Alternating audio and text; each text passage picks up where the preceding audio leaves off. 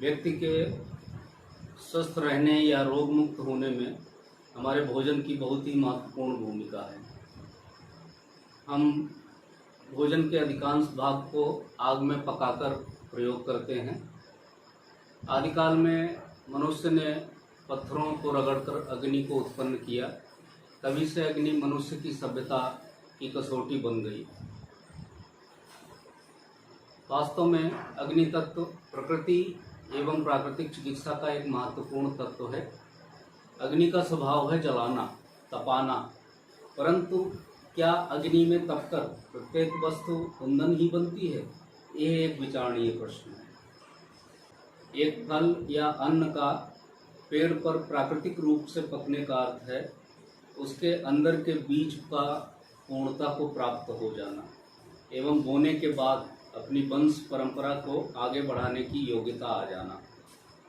परंतु उसे अग्नि पर पकाने के पश्चात क्या उस बीज में यह योग्यता शेष रह पाती है?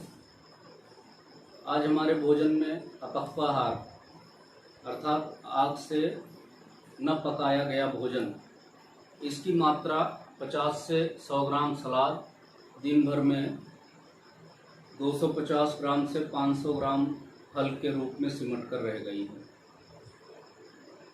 इससे भी देश की आबादी के बहुत बड़े प्रतिशत को फलों का सेवन एक स्वप्न मात्र ही है। हम भोजन को सुस्वादु या कहें स्वाद परिवर्तन के चक्कर में पकाकर उनमें तेल, घी, मिर्च, मसाले आदि डालकर प्रयोग करते हैं।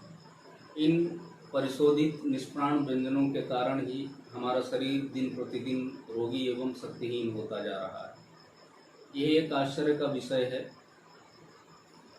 कि आज जिस स्तर पर नई नई दवाएं इजाद हो रही हैं, जिस अनुपात में चिकित्सकों की संख्या में वृद्धि हो रही है, उससे कहीं बड़े अनुपात में रोग और रोगियों की संख्या में वृद्धि हो रही है।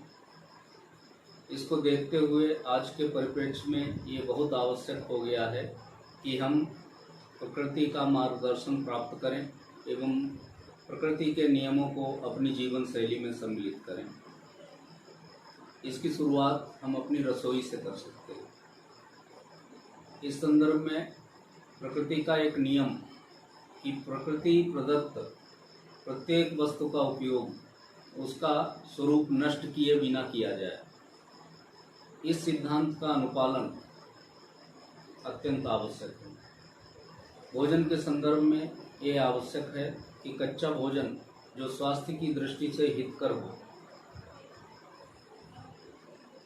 को रुचिकर बनाने की कला का विकास किया जाए। अपक्वाहार या प्राकृतिक आहार को समर्थन का ये आशय कदापि नहीं कि हम जानवरों की भांति घास पात फल फूल पर निर्भर हों, परंतु इसका अर्थ ये है कि हम अधिकांश खाद्यों को स्वास्थ्य की दृष्टि से हितकर विधि से सेवन करें। इस संदर्भ में अंकुरित आहार की बहुत बड़ी उपयोगिता सिद्ध हो सकती है। अंकुरित आहार को अमृताहार कहा गया है। अंकुरित आहार भोजन की सप्राण खाद्यों की श्रेणी में आता है। यह पोषक तत्वों का स्रोत माना गया है। अंकुरित आहार न सिर्फ हमें उन्नत, रोग प्रतिरोधी व ऊर्जावान बनाता है, बल्कि शरीर की आंतरिक शुद्धिकरण कर रोग मुक्त भी करता है। अंकुरित आहार अनाज या दालों के वे बीज होते हैं जिनमें अंकुर निकल आता है। इन बीजों की अंकुरण की प्रक्रिया से इनमें रोग मुक्ति एवं नव जीवन प्रदान करने के गुण प्राकृतिक रूप से आ जाते हैं। अंकुरित आहार के रूप में प्रयोग किए जाने वाले बीज मूंग, मेथी, चना, गेहूं, लोबिया, सूर्यमुखी, मूंगफली आदि के बीजों को आवश्यकता अनुसार अंकुरित कर उपयोग कर सकते हैं। अंकुरित करने की विधि के विषय में चर्चा करेंगे। सर्वप्रथम अंकुरित करने वाले बीजों को कई बार अच्छी तरह पानी से धोकर एक शीशे के जार में भर लें। शीशे के जार में बीजों की सतह से लगभग 4 गुना पानी भरकर भीगने दें। अगले दिन प्रातःकाल बीजों को जार से निकालकर एक बार पुनः धोकर साफ सूती कपड़े में बांधकर उपयुक्त स्थान पर रखें।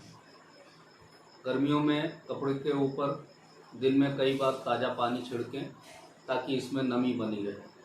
गर्मियों में सामान्यतः 24 घंटे में बीज अंकुरित हो उठते हैं। सर्दियों में अंकुरित होने में कुछ अधिक समय लग सकता है। अंकुरित बीजों को खाने से पूर्व एक बार अच्छी तरह से धो लें। तत्पश्चात इसमें स्वाद अनुसार हरी धनिया, हरी मिर्च, टमाटर, खीरा, ककड़ी इत्यादि कच्ची खाने योग्य सब्जियां काटकर मिला सकते हैं। यथासंभव इसमें नमक न मिलाना हितकर रहेगा। यदि आप इस अंकुरित अन्न को मीठे स्वरूप में खाना पसंद करते हैं तो इसमें आप फलों को, जो भी मौसम के फल हों, उनके छोटे छोटे पीस काटकर मिक्स कर सकते हैं। कुछ ड्राई फ्रूट्स जैसे किशमिश, मुनक्का इत्यादि को मिश्रित कर इसे मीठा बनाकर हम उपयोग में ले सकते हैं।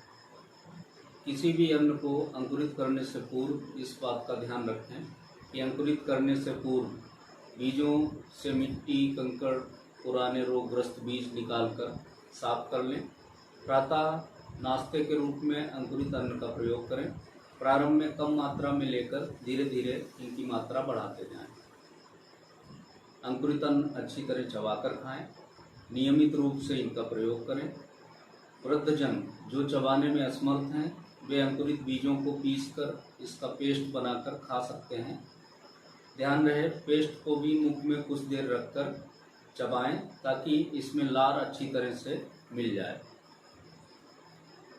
अंकुरित अन्न सेवन करने के जो लाभ हैं वो अनगिनत हैं। इससे हमें उन्नत स्वास्थ्य प्राप्त होता है।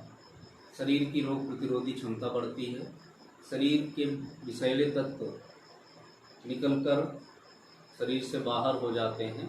और अंकुरित अन्न को चूँकि सप्राण भोजन भी कहा गया है तो ये ही प्राण तत्व को बढ़ाता है। सप्राण भोजन इसलिए कहा गया है कि अंकुरित अन्न को ज़मीन पर डालने से उसमें से जो अंकुर निकलता है और वो अंकुर जब पौधा बनता है उसके बाद उस एक बीज में इतना प्राण है कि वो अपने जैसे कई बीजों को तैयार कर सकता है, उसको जन्म दे सकता है। इसलिए इसको सप्राण भोजन कहा गया है। यदि इसी अन्न को हम उबाल दें और उबालने के बाद में पृथ्वी में डालें तो फिर कोई अंकुर नहीं निकलेगा, अर्थात वो निष्प्राण भोजन हो गया। इसलिए अंकुरित अन्न जो है ये प्राण तत्व को बढ़ाता है क्योंकि उसमें अपने जैसे उत्पन्न करने की क्षमता है।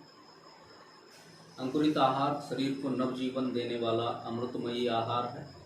अंकुरित अन्न विटामिन तथा खनिज पदार्थों को प्राप्त करने का एक बहुत अच्छा माध्यम है।